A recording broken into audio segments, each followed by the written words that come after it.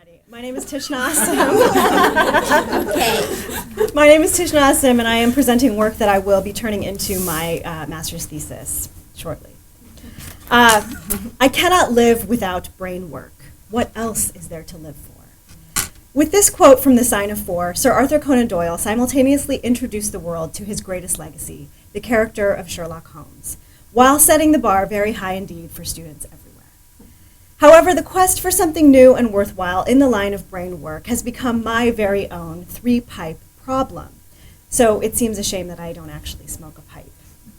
Instead, my current research is focusing on the shift that I have detected within Doyle's work and his presentation of that world-famous detective. My investigation leads me to assert that Holmes's evolution can be traced not just chronologically through each story, but also morally, as a response to the Victorian ideals that reigned in Doyle's time. Why are we still so captivated by this character, more than 100 years after his arrival on the scene of fictional crime? Whether art or science, the practice of detection in literature has enjoyed an almost ceaseless popularity, owing perhaps to the reassurance readers feel when those, quote, who try to disturb the established order are discovered and punished, end quote. At the heart of this inquiry into detection and the men who practice it is the equally important evolution of morality's place within these detective stories. And this evolution can be traced in a straight line. As the role of detective evolved, so too did his internal ethics.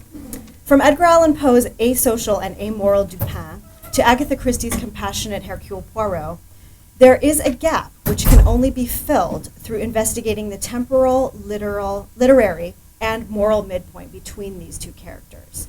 Enter Sherlock Holmes, whose ethical growth directly reflects the political landscape and social landscape of his Victorian London and its, quote, cult of bourgeois respectability, end quote. It is because of this landscape that Holmes is written with increasingly moral motivations. Victorian England was a frightening hotbed of crime that needed a new kind of hero, even if he was fictional. Holmes, therefore, remains the archetype of social hero and social protector, not just during the golden age of Victoria Regina with its vicious underworld, crass commercialism, sexual perversion, and child prostitution, but up through and likely beyond our present age. Therefore, I assert that he is the necessary fulcrum in the progression of the literary detective. As the short stories demonstrate, Holmes begins with a cold, detached, and unemotional view of crime and criminals. Yet as the stories progress, he becomes increasingly motivated by notions of fairness, justice, and the humanity that underlines all his cases. Historical context notwithstanding, the reason for Holmes's moral evolution can also be viewed from a literary standpoint.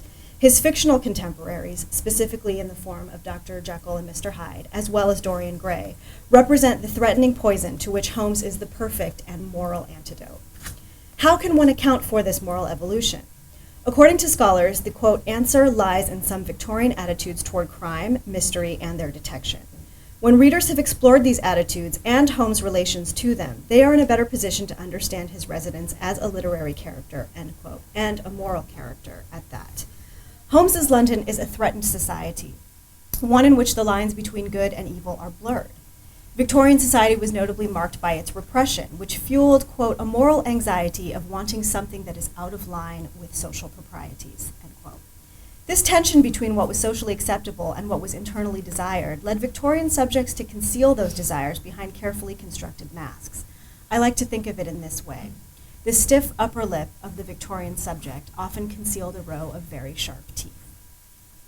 London's downward spiral into moral decay is tempered by Sherlock Holmes, who brings much needed reassurance by, quote, the reiterated spectacle of successful detections, dangers contained, order restored, and values reaffirmed, end quote. Yet Holmes's salutary benefits go far beyond crime solving and order restoration.